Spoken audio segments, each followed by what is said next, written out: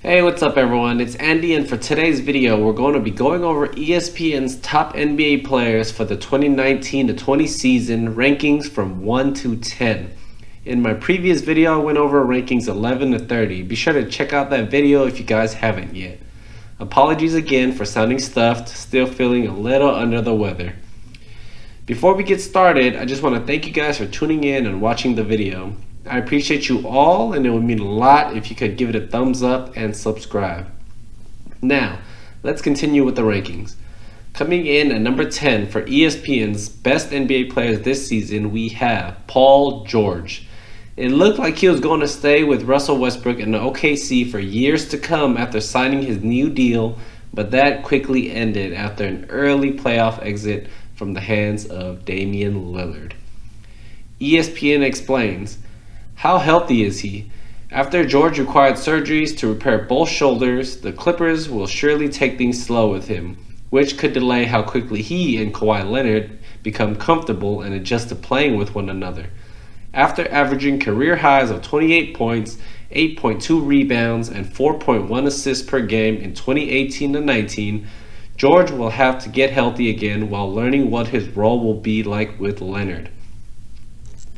Next up at number 9, we have Damian Lillard. Like we mentioned, he had a little something to do with the destruction of OKC.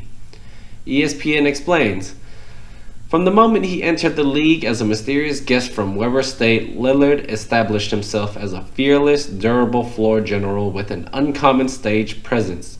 His big game shot making rivals any of his contemporaries, and he's a first-rate culture setter who quietly agreed to a Supermax extension over the summer that will keep him in Portland well into his 30s. Lillard has publicly stated that he's uninterested in building a super team or serving as a recruiter in a league where such machinations are bigger than the game itself.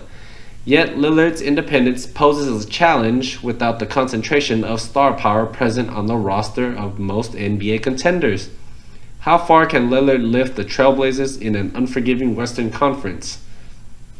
Coming in at number 8, Joel Embiid, the troll master himself, one of the most dominant big men that can also shoot it from beyond the arc.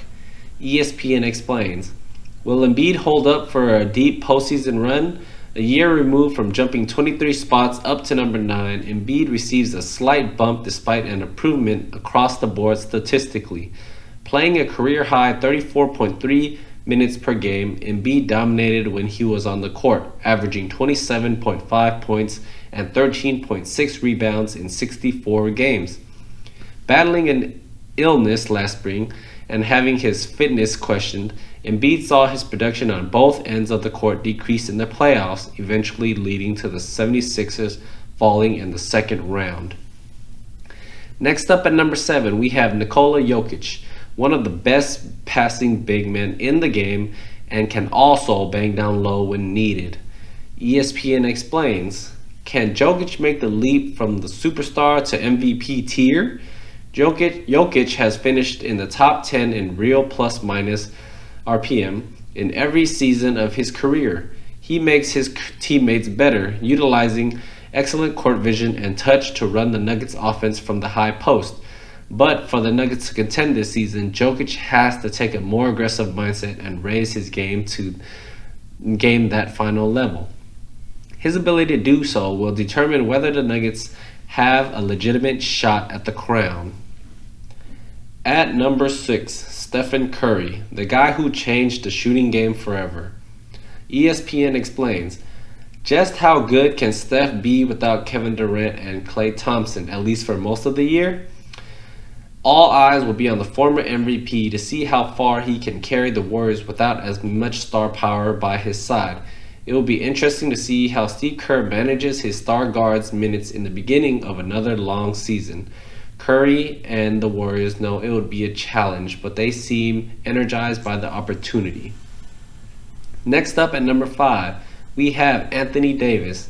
Now in the spotlight with LeBron James in LA. Davis is still one of the best, if not top big men in the game, only hindered by injuries. ESPN explains, Is he built for May and June basketball? We don't know because we've never seen it. There's no question that Davis is one of the best big men in the game, but it's fair to ask if he's ready to help LeBron James get back to the NBA Finals. Think about it this way. Since Davis entered the league in 2012-13, he's made it to the playoffs only twice and passed the first round of the playoffs once. In that same time frame, James has missed the finals only once. At number 4, James Harden, the beard with the Brody in Houston. One of the most unguardable offensive players in the game has ever seen at the moment. ESPN explains, can Harden be the best player in the world when it matters most? Yes, there will be regular season spotlight on how Harden and old buddy Russell Westbrook mesh, but Harden is at the point where he can't really prove anything until late spring. It's way too harsh to label Harden a playoff choker. Postseason averages of 28.2 points and 7.0 assists as a Rocket, but the only way he can hush critics is to carry Houston to a title. Down to the top 3 players in the NBA this season. At number 3, we have LeBron James. The King will definitely look to regain his throne this season with the addition of the brow. ESPN explains, how long can he keep it up? Though James' averages of 27.4 points, 8.5 rebounds, and 8.3 assists while playing a career-low 35.2 minutes per game last season suggests he is still in dominant form. His VORP, value over replacement player, and PER, player efficiency rating, were both the lowest they've been since his rookie season. If James keeps defying father time with some younger talent in Anthony Davis and Kyle Kuzma to help share the load, LA should be a force. If he can't, then the Lakers could have real challenges. Next up at number 2, Kawhi Leonard. He brought a championship to Toronto. He looks to do the same in his hometown LA for the Clippers alongside Paul George. They look like the 2 players the Clippers needed in the playoffs when they pushed the Warriors to 6 games but couldn't contain Kevin Durant. ESPN explains, no player presents a greater definitional challenge for NBA rank than Leonard, whose quality and particularly quantity of contributions were far greater in the 2019 playoffs than the 2018-19 regular season. After finishing 9th in MVP voting, Leonard was better than anyone else in the postseason, winning Finals MVP after he led the Raptors to the championship. Leonard wouldn't be in my top 3 for regular season value, but come postseason, he's my number 1 choice. Last but definitely not least, we have the number 1 NBA player this season, Giannis Antetokounmpo. The MVP came up short last season, falling in the Eastern Conference Finals, but looks to get back into it after training all season on his jumper.